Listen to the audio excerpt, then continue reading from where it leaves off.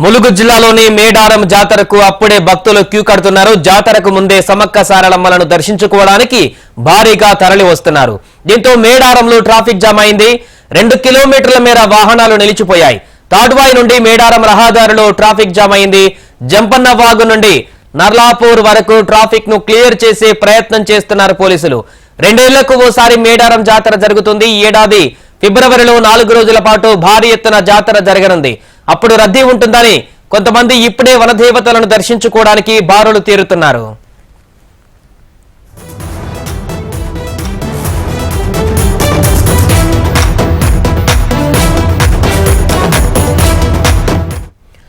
ములుగు జిల్లాలోని మేడారం జాతరకు అప్పుడే భక్తులు క్యూ కడుతున్నారు. జాతరకు ముందే సమ్మక్క సారలమ్మలను దర్శించుకోవడానికి భారీగా తరలి వస్తున్నారు. దీంతో మేడారంలో ట్రాఫిక్ జామ్ అయింది. 2 కిలోమీటర్ల మేర వాహనాలు నిలిచిపోయాయి. తాడ్వాయి నుండి మేడారం రహదారిలో ట్రాఫిక్ జామ్ అయింది. జంపన్న వాగు నుండి నార్లాపూర్ వరకు ట్రాఫిక్ ను క్లియర్ చేసే ప్రయత్నం చేస్తున్నారు పోలీసులు. 2 ఏళ్లకు ఓసారి మేడారం జాతర జరుగుతుంది. ఈ ఏడాది ఫిబ్రవరిలో 4 రోజుల పాటు భారీ ఎత్తున జాతర జరగనుంది.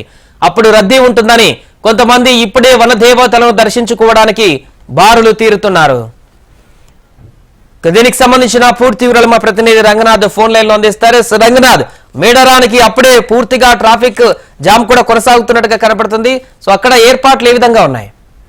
ములుగు జిల్లా మేడారం జాతరకు సంబంధించి ముందస్తుగానే మొక్కులు చెల్లించుకోవడానికి భక్తులు పోటెత్తున్నారు. ప్రధానంగా శని ఆదివారాల్లో బుధవారం రోజుల్లో పెద్ద ఎత్తున భక్తులు తరలి వస్తున్న పరిస్థితి.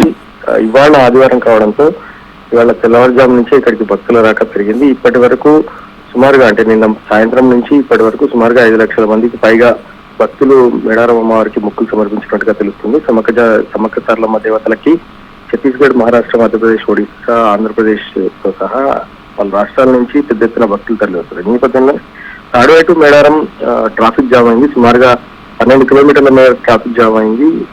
6 గంటల నుంచి మొత్తం వెహికల్స్ అన్ని కూడా నిలిచిపోవడంతో ఎక్కడికక్కడ భక్తులు ఇబ్బందులు పడుతున్న పరిస్థితి. ట్రాఫిక్ క్లియరెన్స్ కి ప్రస్తుతం పోలీసులంతా కూడా ప్రయత్నం చేస్తున్నారు.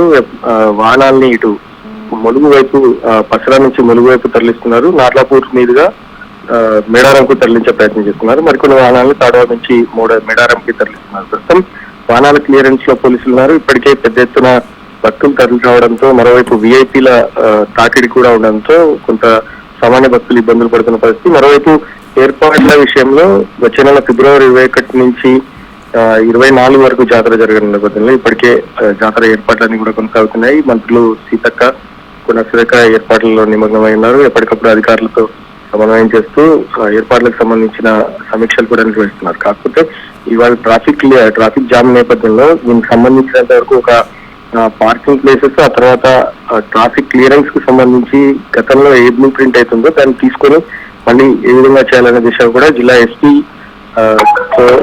కోఆర్డినేట్ చేసుకుని దానికి సంబంధించిన న్యూ బ్లూ ప్రింట్ ని రిలీజ్ చేసే ప్రయత్నంలో మంత్రులు ఉన్నారు. దీనికి సంబంధించి ఇప్పటికే మేడారంలో ట్రాఫిక్ క్లియరెన్స్ కి సంబంధించి ఎప్పటికప్పుడు పరిస్థితిని మంత్రి సీతక్క తెలుసుకున్నట్టు కూడా మనకు సమాచారం అందుతుంది. పూర్తి స్థాయిలో ట్రాఫిక్ క్లియరెన్స్ తర్వాత సాధారణ భక్తులు ఇబ్బందులు పడకుండా వచ్చే వారం భక్తులు తాకిడి పెరిగే నేపథ్యంలో ట్రాఫిక్ సంబంధించిన కొన్ని రూల్స్ అండ్ రెగ్యులేషన్స్ కూడా రిలీజ్ చేసే అవకాశం కూడా కనిపిస్తుంది. రంగనాథ్, 25 రోజులకు ముందే ఈ రకమైనటువంటి తాకిడి ఎందుకు వస్తుందంటారు? అంటే జాతర సమయంలో క్రౌడ్ తగ్గేటువంటి అవకాశం ఉందా, లేకుంటే జనాలకు ఇంకా అధికంగా వచ్చేటువంటి అవకాశం మనకు కనిపిస్తుందా? యాక్చువల్ గా గత 4 సంవత్సరాల నుంచి ఈ సిచ్యువేషన్ కనిపిస్తుంది. లాస్ట్ 2 జాతరల నుంచి ఈ జాతరకు ముందస్తుగా వచ్చి మొక్కులు చెల్లించుకునే భక్తుల తాకిడి పెరిగింది. కోవిడ్ నేపథ్యంలో 2020, 2022, 2024 ఈ 3 జాతరలకి ముందస్తుగా భక్తులు పోటెత్తున్నారు. జాతర సమయంలో భక్తుల రద్దీ ఎక్కువగా ఉంటుంది. మొక్కులు చెల్లించుకోవడం కొంత ఇబ్బంది తలెత్తే అవకాశం ఉంది. 1 కోటి మందికి పైగా భక్తులు వచ్చే అవకాశం ఉన్న నేపథ్యంలో ముందస్తుగా మొక్కులు చెల్లించుకోవడం, తర్వాత మళ్ళీ జాతర సమయంలో రావాలా వద్దా, రాకుండా ఎటువంటి పరిస్థితులు ఉన్నప్పటికీ ముందుగా మొక్కులు చెల్లించుకోవడం అనేది ప్రస్తుతం భక్తులు కొనసాగిస్తున్నారు. వివిధ ప్రాంతాల నుంచి ఇక్కడికి భక్తులు, వేరే రాష్ట్రాల నుంచి ఇక్కడికి భక్తులు ముందస్తుగానే వచ్చిపోతున్న పరిస్థితి కనిపిస్తుంది. కోవిడ్ తర్వాత ఈ సిచ్యువేషన్ పెద్ద ఎత్తున పెరిగిందని చెప్పాలి. ముందస్తు మొక్కులు చెల్లించుకోవడం అనేది మొదలైంది.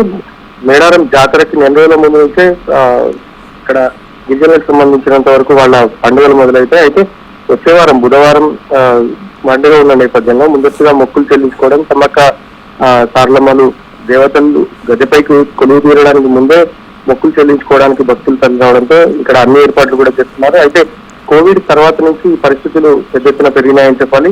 గతంలో జాతరకు ముందస్తుగా వచ్చే వారి సంఖ్య కొద్ది మంది ఉన్నప్పటికీ కోవిడ్ నేపథ్యంలో జాతరకు ముందస్తుగా రావడం, ఆ తర్వాత జాతరలు కూడా అదే సిచ్యువేషన్ కంటిన్యూ అవుతుంది. ప్రస్తుతం జాతరకి ఇప్పటి వరకు సుమారుగా 12 నుంచి 15 లక్షల వరకు ఈ 3 వీక్స్ లో 12 నుంచి 15 లక్షల వరకు వచ్చినట్టుగా కూడా అధికారులు అంచనా వేస్తున్నారు. Right, thank you Ranganna.